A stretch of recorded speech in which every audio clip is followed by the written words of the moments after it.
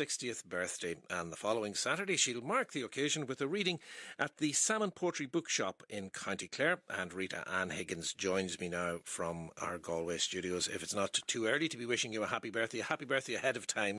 Poet Rita Ann Higgins is working on a new collection which is due to be published in April 2016. Earlier today, Rita Ann went into our Galway studio to record one of the poems.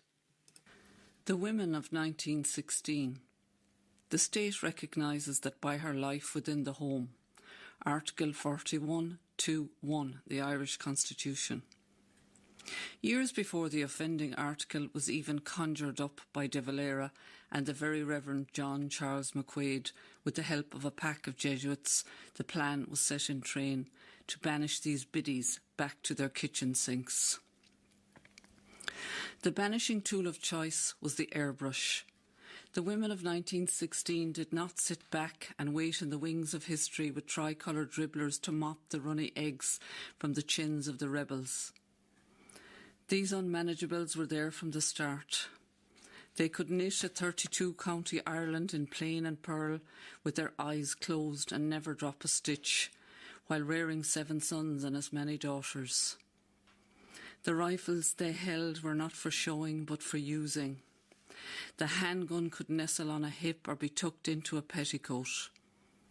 Webley, Colt, Smith and Wesson. Winnie with the Webley Carney was one of the last people out of the GPO. Revolver in one hand, typewriter in the other. I write it out in a verse.